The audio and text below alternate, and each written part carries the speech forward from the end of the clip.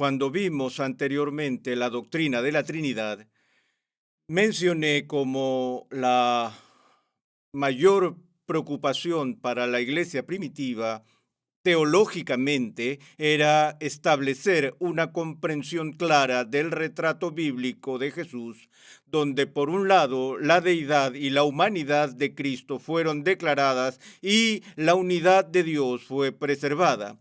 Y vimos cómo funcionó eso, por ejemplo, en los acontecimientos que condujeron al Concilio de Nicea y la formulación del Credo de Nicea, que tuvo lugar en el siglo IV. Además, algunos de ustedes recordarán que en ese momento mencioné que la Iglesia se ha enfrentado a una gran crisis con respecto a su comprensión de Jesús en 4 siglos durante la historia de la Iglesia. El siglo IV, el siglo V, el siglo XIX, con el advenimiento del liberalismo del siglo XIX, que realizó un intenso ataque a la deidad de Cristo, y el siglo XX. Es importante que entendamos eso porque vivimos en una época en que la persona de Cristo es un tema de gran controversia entre los teólogos. Hemos visto las enseñanzas radicales del llamado Seminario de Jesús que han dado tijeretazos y cortes a la Biblia y la han trozado hasta tal grado que han hecho carne picada de ella y nos dan muy poco en lo cual confiar de los documentos bíblicos, incluso cuestionando cosas como el haber nacido en Belén. Pero en cualquier caso, a lo largo de la iglesia siempre ha tenido que definir su comprensión de la persona de Cristo. Y en el siglo V, la iglesia se enfrentó a una crisis que era diferente a la que provocó la controversia arriana, la cual dio lugar al Concilio de Nicea en el siglo IV. Y esta crisis originó el concilio ecuménico de Calcedonia en el año 451. Recuerdo, de nuevo, como estudiante de posgrado bajo el profesor Berkouwer en Holanda, estudiando a la persona de Cristo, y en sus escritos, Berkouwer tenía todo un capítulo dedicado al concilio de Calcedonia. Y el título del capítulo en su libro era el siguiente: Calcedonia, abre pregunta, un concilio final, cierra pregunta. Era un título fascinante para un capítulo sobre cristología, y la pregunta que Berkouwer estaba planteando allí era: ¿fue Calcedonia el último gran concilio cristológico? Había otros temas a los que se enfrentaron más tarde en algunos otros concilios menores, pero fue el último concilio final de la historia de la Iglesia en definir a la persona de Cristo. Y su respuesta fue básicamente sí, por la sencilla razón de que era inimaginable que la Iglesia pudiera ir más allá de donde Calcedonia llegó en su formulación de la persona de Cristo. Ahora, lo que provocó el concilio de Calcedonia en el siglo V fue el ataque a la ortodoxia cristiana que llegó por 2 frentes. La iglesia estaba luchando en una guerra por 2 frentes en ese momento. Por un lado estaba la herejía de un hombre llamado Eutiques, la cual se llamaba la herejía monofisita. Y por otro lado estaba la herejía que surgió bajo el liderazgo de un hombre llamado Nestorio, que en consecuencia se llamaba la herejía nestoriana. Entonces, lo que estaba involucrado en estos puntos de vista heréticos era simplemente esto. En primer lugar, Eutiques negó que Cristo tuviera 2 naturalezas, una humana y una divina. Y por lo tanto, su posición se llamaba monofisismo, de la palabra con el prefijo mono, que significa uno o solo, y de la palabra physis, de la cual obtenemos la palabra física, que es el estudio de la naturaleza de las cosas. Y por lo tanto, la herejía monofisita era de la opinión de que Cristo solo tenía una naturaleza. Ahora recuerden que en nuestra doctrina de la Trinidad, la Iglesia fue muy clara en afirmar que Dios tiene una sola naturaleza. Y allí la dificultad era tener una naturaleza o un ser con tres personas. Y justo el problema opuesto surge con respecto a la persona de Cristo, porque aquí tienes una persona con dos naturalezas. Bueno, eso fue a lo que Eutique se opuso y dijo que Cristo solo tenía una naturaleza. Bueno, entonces harías la pregunta, ¿cómo percibió él esa naturaleza? ¿Fue solo una naturaleza humana o solo una divina?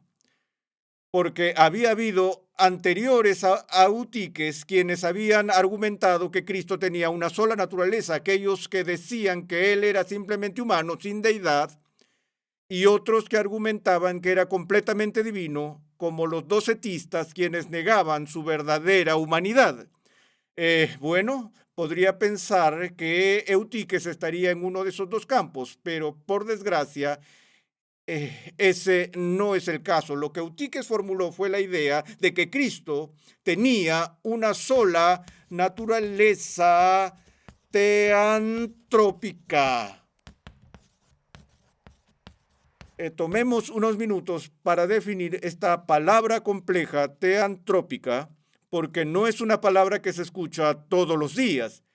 Es posible que oigas la palabra filantrópico, pero no sueles oír la palabra teantrópico. Filantrópico es alguien que está comprometido en la filantropía o que está filantrópicamente inclinado. Es alguien que manifiesta un amor por la humanidad. Recuerda la palabra Filadelfia, la ciudad del amor fraternal. Fileo es amor, adelphos es hermano. Bueno, en griego la palabra para hombre es la palabra anthropos y la palabra para Dios es la palabra theos. Y lo que está sucediendo aquí es que la palabra griega para Dios está ligada junto con la palabra griega para hombre, tomando la palabra theos y anthropos, colocándolas juntas. Y lo que se ve aquí es esto, que lo que Eutiques estaba diciendo era que la naturaleza de Cristo no era humana ni divina, sino una especie de forma híbrida, una mezcla que es en parte divina y en parte humana, pero no verdaderamente divina ni verdaderamente humana, sino más bien una mezcla o confusión de la deidad y la humanidad. Por otro lado, estaba la herejía nestoriana y Nestorio argumentó que si Cristo tiene dos naturalezas distintas, una naturaleza divina y una humana, entonces debe tener dos personalidades distintas. Dos naturalezas implicarían dos personas. Si tienes dos personas, tienes dos naturalezas. Si tienes dos naturalezas, tienes dos personas. Entonces, la doctrina de Cristo estaba siendo atacada desde ambos lados. En uno, negando la naturaleza dual de Cristo, reduciéndola a una sola mezcla confusa entre lo divino y el humano, y en el otro, aunque afirmando dos naturalezas, negaba la unidad de esas dos naturalezas al separar las naturalezas o dividir las naturalezas de las personas. Así que ese es el punto que provocó el concilio de Calcedonia en 451. Y en ese concilio obtenemos la formulación clásica para lo que llamamos la naturaleza dual de Cristo. Es decir, que Cristo es una persona con dos naturalezas. Y la fórmula que encontramos en Calcedonia se encuentra en las palabras vera homo, vera Deus. Ahora, la palabra ver aquí, por supuesto, es la palabra de la que obtenemos veritas o de verdad, veracidad, voraz y otras. Es la palabra basada en la palabra latina para la verdad. Así que la idea aquí es que Cristo es declarado ser verdaderamente hombre y verdaderamente Dios. Entonces, si la iglesia ha de ser coherente con las escrituras, tenemos que confesar que en Cristo nos encontramos con aquel que tiene una verdadera naturaleza humana y al mismo tiempo aquel que también tiene una verdadera naturaleza divina. Entonces, más allá de esta simple afirmación que Cristo es verdaderamente hombre y verdaderamente Dios, dice que las dos naturalezas están perfectamente unidas. Y luego lo que se adhiere a la confesión en Calcedonia, al credo, es una lista de lo que se llama los famosos 4 negativos históricos. Algunos de ustedes recordarán que al principio de nuestro estudio, cuando nos vimos frente a la dificultad de usar términos descriptivos o hablar en lenguaje descriptivo acerca de la naturaleza de Dios, dije que la iglesia había hecho uso de diferentes maneras de describir las cosas, incluyendo lo que mencioné en ese momento, que era el camino de la negación por el cual definimos lo que Dios es, diciendo lo que Él no es. Es infinito, lo que significa que no es finito. Es inmutable, lo que significa que no es mutable. Tomamos un concepto que entendemos como mutabilidad o finitud y luego adherimos la forma negativa a eso y eso es lo que se llama el camino de la negación. Bueno, tenemos estos 4 negativos famosos en el Concilio de Calcedonia que son muy importantes para la comprensión histórica de Cristo. La iglesia confesó que Cristo era verdaderamente humano, verdaderamente Dios, las dos naturalezas perfectamente unidas, sin mezcla, confusión,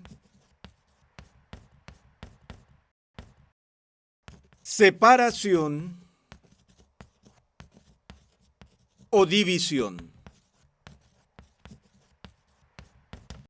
Estos son los 4 negativos, sin mezcla, confusión, separación o división.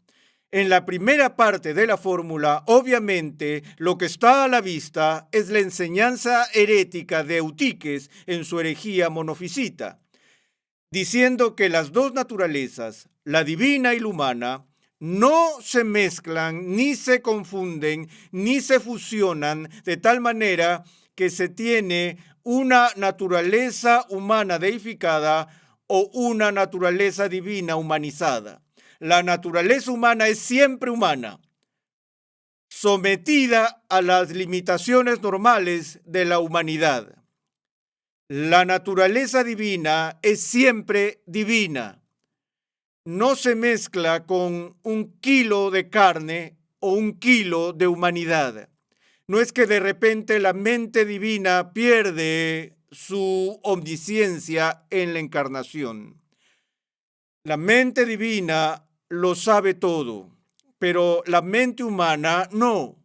Por ejemplo, la iglesia ha tratado de hacer frente a las preguntas que surgen en el Nuevo Testamento, por ejemplo, cuando los discípulos hicieron preguntas a Jesús con respecto a su regreso. Y Jesús dice que del día y la hora que nadie sabe, ni siquiera el Hijo, sino solo el Padre lo sabe. Y entonces en ese momento Jesús dice a sus discípulos, aquí hay algo que yo no sé. Bueno, ¿sería eso una indicación de la naturaleza humana o de la naturaleza divina?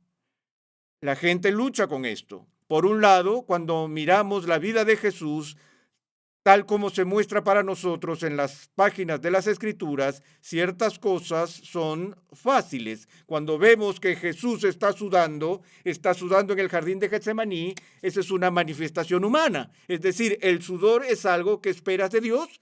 Dios no suda, Dios no tiene hambre, Dios no sangra, Dios no llora, Dios no muere. La naturaleza divina no muere en la cruz. Si la naturaleza divina muriera en la cruz, el universo dejaría de existir. Así que vemos muchas cosas en la vida de Jesús que muestran o evidencian su humanidad. Ahora, cuando Jesús dice que hay algo que no sabe, ¿mostraría eso algo de su humanidad o de su deidad? Bueno, obviamente sería una declaración con respecto a su humanidad, pero algunas personas dicen, espera un minuto, si eso es Dios encarnado y Dios lo sabe todo, y hay una unión perfecta entre la naturaleza divina y la naturaleza humana, ¿cómo podría ser que hay algo que Jesús no sabe? Bueno, eso es como decir, si hay una unidad perfecta entre la naturaleza divina y la naturaleza humana, ¿cómo podría la naturaleza humana tener hambre? Porque Dios nunca tiene hambre.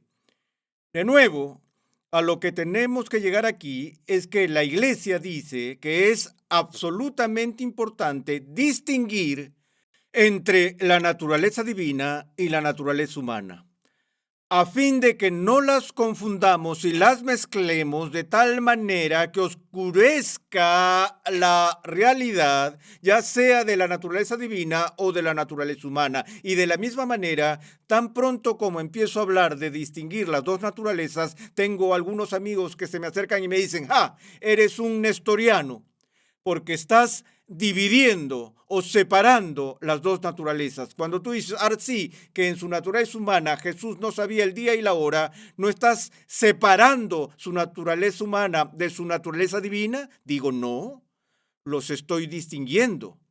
Esa mente humana siempre estuvo en unidad con la mente divina y vemos a Jesús mostrando conocimiento sobrenatural todo el tiempo en el Nuevo Testamento, donde Él revela cosas que sabe y que ningún ser humano podía saber por sí mismo. ¿De dónde saca esa información? Bueno, la obtiene de aquel que es omnisciente. Pero una cosa es que la naturaleza divina comunique el conocimiento a la naturaleza humana y otra cosa es que la naturaleza divina consume a la naturaleza humana y deifique a la mente humana de Cristo. ¿Ves la diferencia? La mente humana tenía acceso a la mente divina, por así decirlo, pero no eran las mismas. Así que había ciertas cosas que Jesús no sabía por su propio testimonio. Eso realmente desconcertó a alguien tan grande como Tomás de Aquino, quien formuló lo que él llamó la teoría de la acomodación, donde dijo que Jesús tenía que saber el día y la hora, es Dios encarnado, y allí hay una unión perfecta. ¿Cómo podía haber algo que la mente divina sepa que la mente humana no sabe? Eso no puede ser, dijo, así que Jesús debió de haberlo sabido. Y esta teoría de acomodación era, él dijo, pero el conocimiento era demasiado misterioso, era demasiado profundo, era demasiado santo. Y esto cortó el nudo gordiano para ahorrar toda la explicación, la dificultad teológica que no entenderían de todos modos. Solo para hacerlo simple les dijo que no lo sabía. Bueno, Tomás, eso es útil en un momento, pero por otro lado, si Jesús está diciendo a sus discípulos que no sabe algo que realmente sabe, él está mintiendo, los está engañando. Y si lo hizo, aún puede ser una pequeña mentira piadosa, pero eso es suficiente para descalificarlo como nuestro Salvador, porque no puede tener ningún pecado. Y por eso tenemos que tomar en serio lo que Jesús dice acerca de los límites, humanamente hablando, de su propio conocimiento. Así como su cuerpo estaba limitado físicamente y su apetito sufrió transiciones y cambios, al igual que los nuestros la experimentan. Así que, en todo caso, los cuatro negativos aquí son sin mezcla y confusión, que están diseñadas para eliminar la herejía monofisita. Sin separación o división, estas dos palabras están diseñadas para eliminar la herejía nestoriana. Y los cuatro negativos nos están fijando los límites en los que buscamos entender el misterio de la encarnación. Ahora, enfatizo la palabra misterio, porque incluso con estas fórmulas que la Iglesia da, no nos engañemos, nadie en este mundo ha penetrado nunca en las profundidades del misterio de cómo Cristo puede ser verdaderamente Dios y verdaderamente hombre. No tenemos ninguna referencia para eso en toda la historia. Aquí tenemos a uno que es sui generis, está en una clase por sí mismo. Solo ha habido en toda la historia humana una persona que aparece en la esfera de esta tierra, quien era Dios encarnado. ¿Y cómo funciona el misterio de la encarnación? Está más allá de nuestro pleno entendimiento. Esto nos lleva de vuelta a la primera charla sobre la incomprensibilidad de Dios. Y entonces, bueno, si todo lo que tenemos son términos negativos, eso no nos dice que realmente no sabemos nada al respecto. No, el valor de Calcedonia es doble. Por un lado está la afirmación muy importante que todo cristiano tiene que hacer, que Cristo es verdaderamente humano y verdaderamente divino. Y luego, cada vez que la iglesia trata de explicar la naturaleza de esa unidad, entonces recurre a los negativos. Y casi todo lo que logra, y realmente ni siquiera debería decirlo de esa manera, que casi todo lo que logra, porque logra algo extremadamente importante, es que establece los límites, establece las fronteras sobre las que no te atreves a cruzar. No te atreves a cruzar esas líneas porque lo único al otro lado de esas fronteras será una especie de herejía. Recuerdo de nuevo cuando era estudiante en el seminario, nuestro profesor de sistemática más tarde pasó a ser decano de la Escuela de Divinidades de Yale y estábamos tratando con este tema de Calcedonia en una clase y un día él dijo, si tratan de pensar concretamente en la naturaleza de la unión de la naturaleza humana con la naturaleza divina, él dijo, si vas muy lejos, vas a meterte en un profundo problema. Él dijo, porque si quieren ir más allá de estas categorías negativas establecidas por Calcedonia, y dijo esto, nunca lo olvidaré, dijo, señores, elijan su herejía, porque lo único al otro lado de estos límites será algún tipo de distorsión herética de nuestra comprensión de Cristo. Y ese es el gran servicio que este credo nos ha dado para restringirnos a decir que no importa cómo concibas las dos naturalezas, no pienses en ellas como una amalgamación, confusión o mezcla de dos, y no pienses en ellos como separados o divorciados uno del otro. Están unidos, pero son distintos. Y luego, adherido a eso, está una línea muy importante de Calcedonia que ha sido lamentablemente descuidada históricamente. Cada naturaleza conservando sus propios atributos. Crucial, que en Cristo la naturaleza divina no deja a un lado ninguno de sus atributos divinos. La naturaleza divina en Cristo es eterna, infinita, inmutable, omnisciente, omnipotente y todo lo demás. Y la naturaleza humana también conserva los atributos de la humanidad. Es limitada, es finita, está restringida por el espacio y el tiempo y así por el estilo. Así que con esa fórmula obtenemos alguna dirección que espero que nos guíe a medida que continuemos nuestro estudio de la persona de Cristo.